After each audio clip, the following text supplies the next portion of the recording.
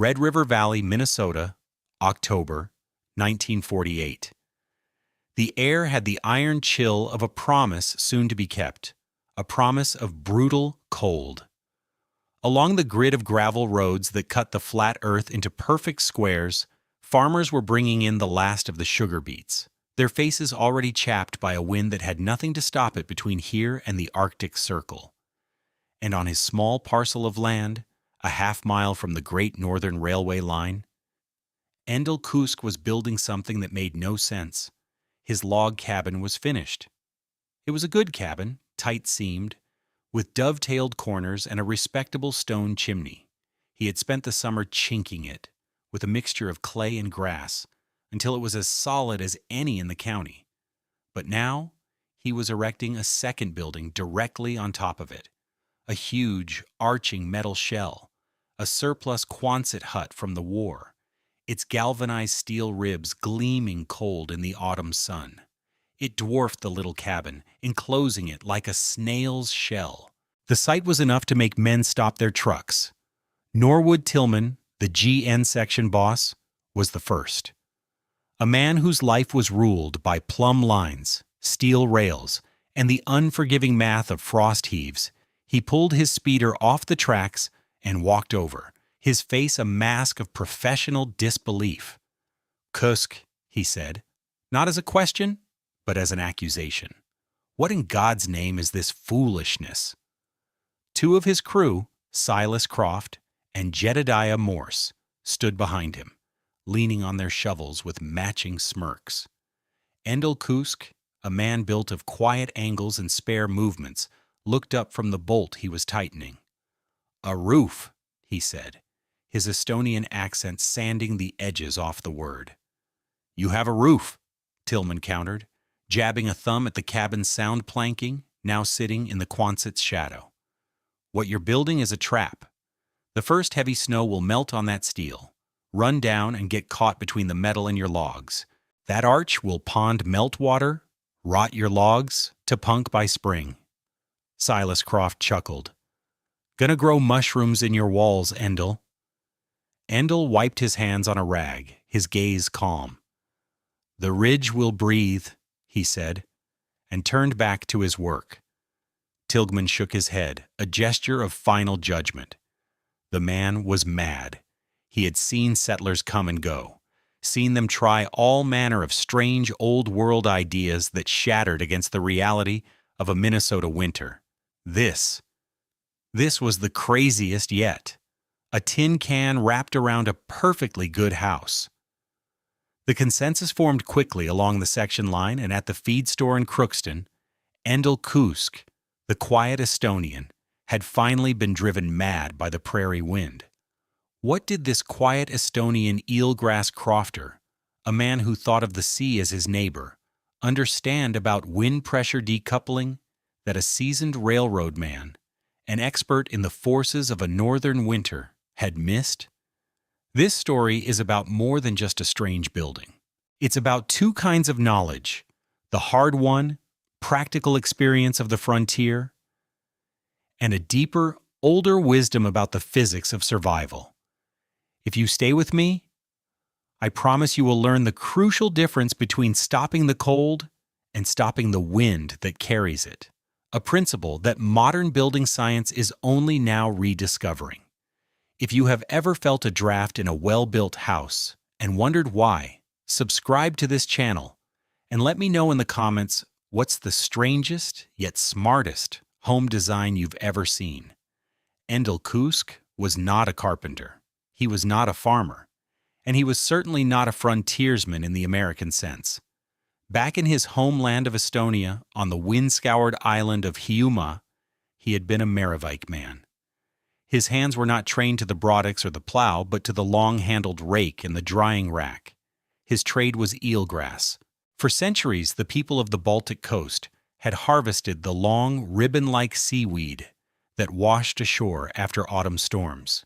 They called it Merivike, sea wool, or sea amber. When dried, this dark, springy material was a miracle of insulation. It didn't rot, it didn't burn easily, and rodents despised its high salt content.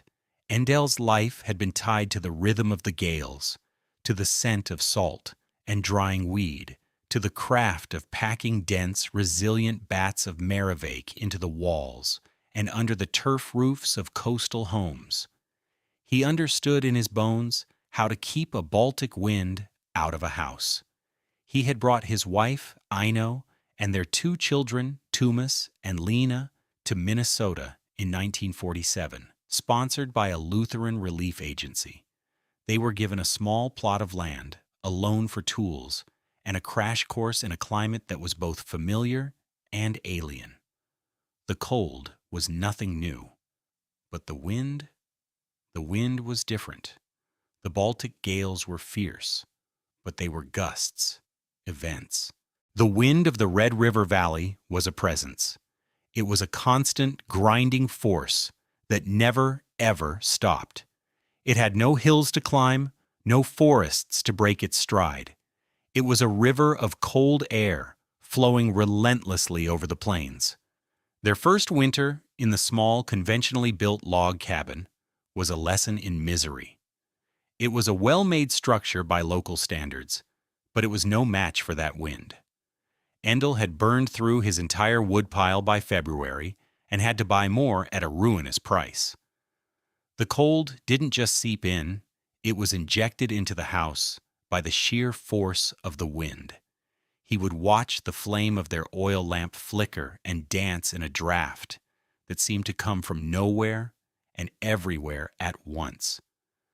At night, they would lie in bed and listen to the stovepipe contracting in the gusts, a sharp metallic ping that sounded like a frantic telegraph operator tapping out a message of despair.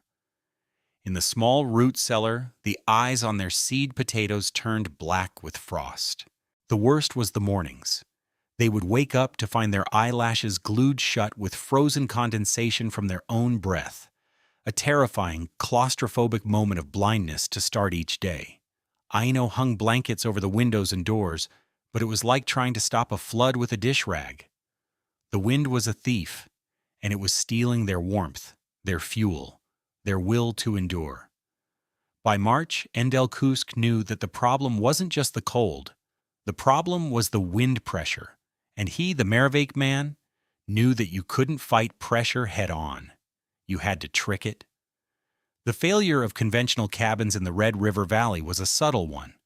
From the outside, they were monuments to frontier competence. Thick logs, carefully notched and chinked, stood as a bulwark against the elements. Norwood Tillman's own house, a fine example of the type, was built from 12-inch pine logs, with wool insulation stuffed in the gaps and covered with tight mortar chinking. It was, by all appearances, a fortress. Yet inside that fortress, the battle was constant. His wife spent her winters stuffing rags into the she between window sashes and door frames, fighting 100 tiny wars against infiltrating cold. Their stove, a modern cast-iron beast, had to be fed a steady diet of oak and maple, just to keep the interior of the house above 60 degrees. On the worst nights, the north-facing wall would be 15 degrees colder to the touch than the south-facing wall. The settlers blamed the cold. They would say, "It's a 30 below night, of course it's chilly." But the temperature was only half the story. The true culprit was air movement, the relentless, high-pressure assault of the prairie wind. The science was simple. Insulation works by trapping air in small pockets, preventing it from moving, and transferring heat. Materials like wool, sawdust, or even the logs themselves weren't inherently warm. They were just good at creating still air. But on the plains, the air outside the wall was never still. A sustained 30-mile-per-hour wind exerts nearly 2.5 pounds of pressure on every square foot of a building's surface. This pressure differential between the outside and the inside of a house turns the structure into a leaky sieve. The wind doesn't just find existing cracks, it creates them, forcing its way through microscopic fissures in the chinking, around the edges of window casings, under the eaves where the roof met the walls. This process, called wind-driven infiltration, was like 1,000 tiny siphons, constantly drawing warm air out and injecting frigid air in. This convective heat loss was devastating to a home's efficiency. A wall that might have an R value of 10 in still air, meaning it resisted heat flow reasonably well, could see its effective R value plummet to 5 or less when battered by a strong wind. The insulation was still there, but the constant flow of air through and around it rendered it partially useless. The families in the valley were effectively trying to heat the entire state of Minnesota. They could feel the results in the drafts that snaked across their floors, in the sheer volume of their wood piles that vanished into smoke. The Svensons, neighbors to the east, lost 2 of their newborn calves when a blizzard blew out the chinking on the north side of their barn. The problem wasn't the logs. The problem was the air itself, weaponized by the wind. Endel Kuusk, watching his lamp flicker, understood this not through scientific formulas, but through a lifetime of observation. He knew that the thickest turf roof was useless if the wind could get under it. He knew that the densest packing of eelgrass meant nothing if the wind could blow through it. The solution was not to build a thicker wall. The solution was to build a calm. The project began in earnest that summer. Endel drove his old Ford truck to the surplus dealer in Crookston. The yard was a strange forest of olive-drab machinery and disassembled military life. He found what he was looking for in a far corner: stacks of curved corrugated steel panels and ribs, the components of a standard 20 by 40 foot Quonset hut. Originally designed for barracks and workshops, they were being sold off for pennies on the dollar. He paid the dealer, a man named Henderson, $350 for a complete set, the entirety of his meager savings. The mockery started the day the steel arrived. Neighbors saw the pile of curved metal and assumed he was building a new machine shed. When they saw him and his 14-year-old son, Tumas, begin to pour a series of concrete footings around the existing cabin, the curiosity turned to ridicule. The work was methodical. First, the footings, placed 4 feet out from the cabin walls on all sides. Then, the assembly of the steel ribs. They hoisted them into place one by one, bolting them together at the apex. Slowly, a huge metal skeleton rose up and over the log house, creating a strange hybrid of frontier tradition and industrial surplus. The steel arch stood 8 inches away from the log walls and nearly 2 feet above the cabin's original roof peak. It was during this phase that Norwood Tillman made his first visit. His criticism was sharp, precise, and rooted in the practical experience of a man who maintained structures in this climate for a living. "That arch will pond meltwater, rot those logs to punk by spring," he declared, his voice carrying the weight of authority. It was a legitimate concern. An ice dam or trapped moisture could destroy a log structure. Endel's response was, as always, minimal. He pointed up toward the peak of the steel arch, where a gap remained open.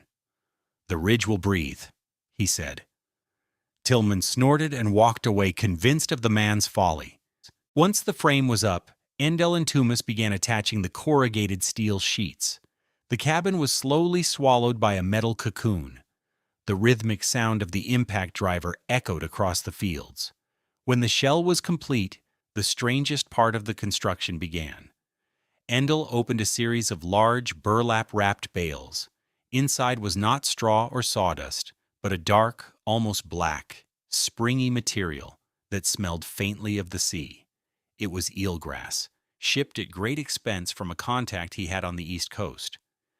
He and Aino began stuffing the 8-inch cavity between the steel shell and the log walls. They packed it tightly, creating a continuous, thick bat of insulation that wrapped the entire cabin. It was a scene of profound domestic labor.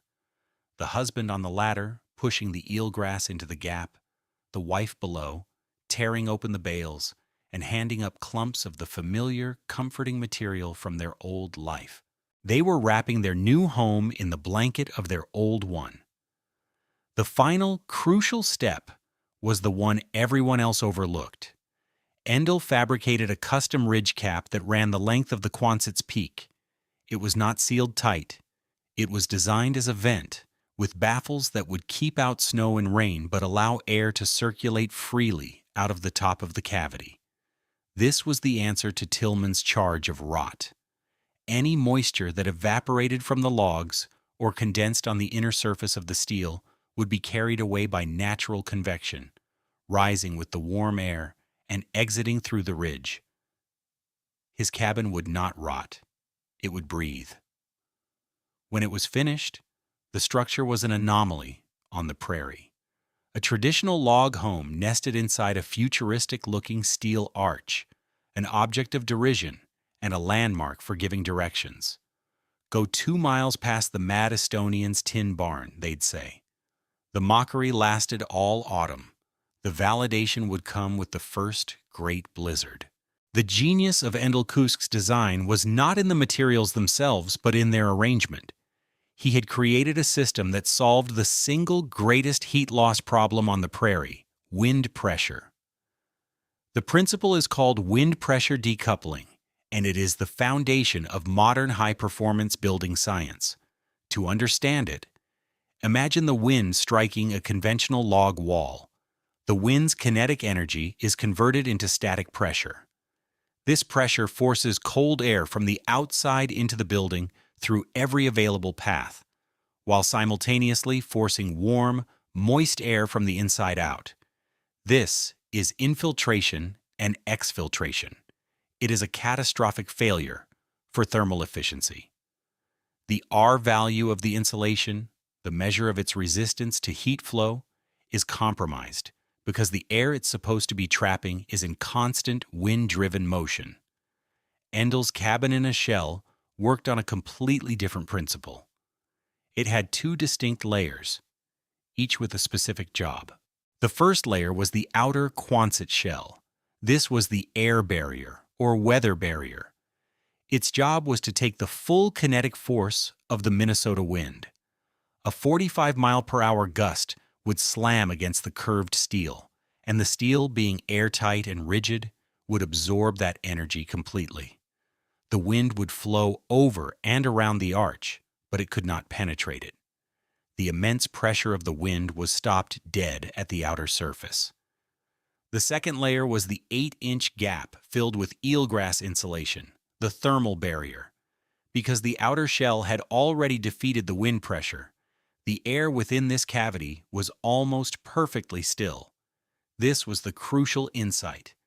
In this zone of calm, the eelgrass insulation could perform at its maximum theoretical R value.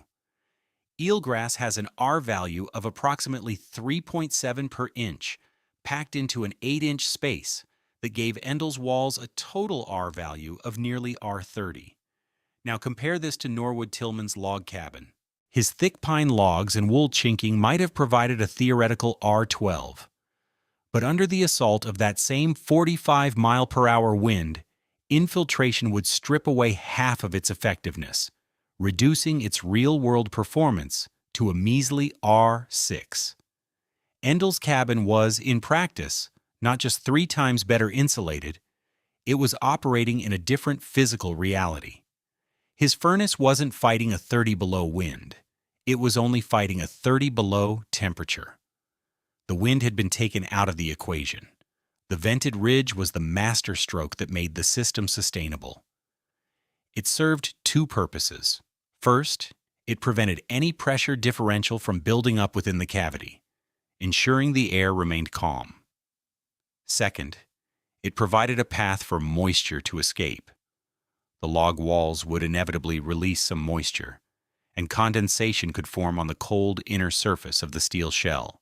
The gentle, natural convection, warm, moist air rising, would carry this vapor up and out through the vent, keeping the logs and the eelgrass perfectly dry. This completely negated Tilghman's valid concern about rot. Endel hadn't built a thicker wall, he had built a smarter one. He had decoupled the task of fighting the wind from the task of retaining heat. He gave the wind a simple, tough shell to wrestle with, and behind that shield, he created a pocket of absolute calm where his insulation could do its job perfectly. January of 1949 brought the test. It came not as a simple snowstorm, but as a plains-ground blizzard. For 6 straight days, the world vanished. The temperature plunged to 28 degrees below zero, and the wind began to howl, a steady, unceasing 45-mile-per-hour gale that picked up the existing snow and blasted it horizontally across the frozen landscape. Visibility dropped to zero. Drifts grew with terrifying speed, burying fences and roads, climbing to the eaves of houses. It was a white hurricane, a storm that didn't just bring cold, but used the wind to drive that cold into every living thing. Inside the Tillman house, it was a state of siege. The stove roared day and night, its metal sides glowing a dull red, devouring seasoned oak at an alarming rate. Yet the cold made its presence felt. A fine powder of snow was forced in around the window frames, collecting in little drifts on the sills. A glass of water left on the bedside table overnight developed a skim of ice. Mrs. Tillman and her children lived in a small circle of warmth around the stove, wrapped in sweaters and blankets. Norwood could hear the house groaning under the wind's assault, the timbers creaking like a ship in a gale. The sound of the wind was a physical presence, a high-pitched, demonic shriek that never stopped. A half-mile away, inside the Kuusk cabin, the world was different. The first thing one would notice was the quiet. The screaming fury of the blizzard was muffled to a distant, low hum, the sound of a faraway ocean. The 8 inches of eelgrass and the outer shell had not just insulated the cabin from the cold, but from the sound. There were no drafts. The flame in the oil lamp burned with a steady, unwavering light. Aino moved about the small kitchen, baking bread. The comforting smell filled the single room, a domestic act of defiance against the chaos outside. The heat from her oven didn't immediately get stolen by drafts. It lingered, warming the space. Tumas and Lena sat at the small wooden table, reading books, dressed in simple wool shirts, not their heavy coats. The stove was the most telling difference. It wasn't roaring. Endel kept it fed with a few logs at a time, and the draft was so steady and controlled that it burned with remarkable efficiency, consuming less than half the wood of his neighbors. The heat it produced stayed in the house. As proof, Endel conducted a quiet experiment. He took a pail filled with fresh, warm milk from their single cow, which they kept in a small, similarly shelled shed, and placed it in the sheltered cavity on the north side, between the log wall and the steel skin. It was his private test, a measure of the calm he had built. On the 4th day of the blizzard, Norwood Tillman's duty as section boss called him out into the storm. A freight train was due, and he had to ensure the switches on his section of the line were clear of drifts. He set out on his motorized railway speeder, a small, open-topped vehicle that offered little protection from the elements. He was bundled so heavily he could barely move, his goggles icing over every few minutes. The wind was a solid wall, threatening to tear him from his seat. A half-mile from the Kuusk homestead, disaster struck. An unseen drift had packed a switch point with snow as hard as concrete. The speeder's front wheel hit the obstruction and jumped the track, lurching into a snowbank and killing the engine. Tillman was thrown clear, his body sinking into the deep powder. He was unhurt, but he was stranded. The wind was blinding. He couldn't see more than 3 feet in front of him. The temperature was now 30 below, and the wind chill was a lethal 80 below zero. He knew he had minutes, not hours. His only hope was shelter. He knew the Kuusk place was nearby, but he couldn't see it. In a ground blizzard, you don't look for a building. You look for smoke from its chimney. But the wind was so violent it tore the smoke to invisible shreds the moment it left the stovepipe. Disoriented, freezing, he began to crawl, following the faint indentation of the railway line he knew by heart. His gloved hands were already numb, his face a mask of ice. He was beginning to despair when his hand struck something hard, smooth, and cold. It was the curved steel of Endel Kuusk's Quonset shell. He had expected to find the snow on the lee side of the structure packed into a drift as hard as rock. All his experience taught him that wind-scours and packs. But as he crawled around the curve, the snow under him was soft, loose powder. The arch was slicing the wind so cleanly it was creating a zone of relative stillness, a pocket of calm in the midst of the hurricane. It was the first thing that defied his understanding. He pushed himself up against the steel wall, trying to catch his breath. He pressed his mittened palm flat against the corrugated surface, expecting a deep, searing cold that would steal what little warmth he had left. Instead, he felt something impossible, a faint but distinct warmth. It was radiating from the steel. Heat was leaking from the cabin, through 8 inches of insulation, and warming the outer metal shell to a temperature slightly above the surrounding blizzard. It made no sense, yet the proof was there against his hand. He was feeling the evidence of extreme thermal efficiency. Stumbling, he followed the curve of the wall until he found the recessed door of the inner log cabin. He pounded on it with a frozen fist. The door swung open, and Endel Kuusk stood there. A wave of silent, placid warmth washed over Tilghman, a profound and shocking contrast to the screaming, violent cold at his back. He saw no frantic activity, no family huddled in fear. He saw Ino kneading dough. He saw the children looking up from their books. He saw the lamp flame, perfectly still.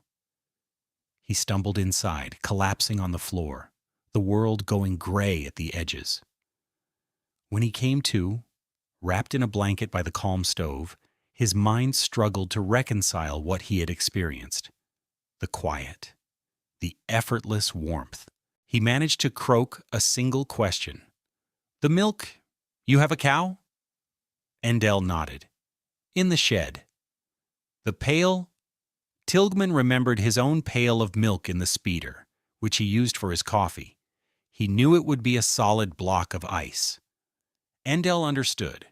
He led the shaken section boss to a small hatch he'd built in the log wall. He opened it, revealing the dark, 8-inch cavity. He reached in and pulled out the pail he had placed there days ago. He dipped a ladle into it. The milk was perfectly, impossibly liquid. At that moment, Tilghman knew that everything he thought he understood about surviving a winter on the prairie was wrong. He looked at the quiet Estonian, then at the simple, miraculous proof in the pail. He finally found his voice. "You didn't build a cabin, Kuusk," he said, his words full of a new and profound respect. "You built a calm." When spring finally broke the prairie's fever, Norwood Tilghman became Endel Kuusk's most fervent advocate. He didn't just tell the story, he brought people to the site. He would have them run their hands over the logs of the inner cabin, showing them how perfectly dry they were after a long winter sealed in steel. The vented ridge had worked exactly as Endel predicted, preventing any hint of rot or mildew. The proof was undeniable. The story of the shell cabin spread quickly. It wasn't the kind of tale that made the newspapers, but the kind that was passed over coffee at the co-op, or between men leaning against a pickup truck. It was practical knowledge, backed by the powerful testimony of the railroad section boss. That summer, Henderson, the surplus dealer in Crookston, noticed a change in his customers. Men were coming in not just for Quonset huts to build sheds, but were asking about the smallest sizes and asking strange questions about ventilation. Henderson was a sharp businessman. He drove out to the Kuusk place, saw the design for himself, and immediately understood the opportunity. He began marketing a new product, the Kuusk Arctic Kit. It consisted of a 20 by 40 Quonset arch, a set of prefabricated ridge vents, and, crucially, a supply of baled eelgrass he began sourcing from fisheries on the Great Lakes. On the back of every bill of sale, his clerk would draw a simple diagram, a cross-section of the double wall system, based on a sketch Endel had provided. He charged a premium for the kits, and men were happy to pay it. By the time the first snows of 1949 began to fall, 17 other shell cabins had appeared across the Red River Valley. They were easy to spot, gleaming strangely amongst the traditional farmsteads. That winter, the reports that came back were astonishing. Families reported cutting their fuel consumption by 60, sometimes even 70%. They spoke of a new kind of winter living, one without drafts, without a constant battle for warmth, one of quiet comfort. Endel Kuusk had given his neighbors more than a building technique. He had given them peace. Without any formal training in engineering or thermodynamics, Endel Kuusk had stumbled upon a principle that the most advanced building scientists would not formalize for another 50 years. His cabin in a shell was a primitive, but perfectly functional example of a modern rain screen wall system with a fully decoupled air and thermal barrier. Today, high-performance buildings are designed with this exact concept in mind. An outer cladding, the rain screen, takes the brunt of the weather, rain, snow, and wind pressure. Behind it, a carefully engineered air gap protects the building's thermal insulation, allowing it to perform at its peak efficiency. This pressure equalization is the key to preventing energy loss from wind-driven infiltration. Endel Kuusk, with his surplus steel and seagrass, had built a pressure-equalized, vented rain screen assembly in 1948. He was half a century ahead of his time, using the humble materials at hand to solve a problem that engineers would later address with complex building envelopes and synthetic materials. The frontier ethos was, at its heart, a story of opposition. It was about man versus nature, about conquering the wilderness, about building thicker walls and bigger fires to fight back the killing cold. It was a war of brute force, a direct confrontation with the elements. The landscape demanded strength, and the settlers responded with it. They chopped down forests for fuel, built walls like fortifications, and endured the winter as a prolonged yearly battle. Endel Kuusk, however, came from a different tradition. The people of the Baltic coast had lived with the wind and the sea for 1,000 years.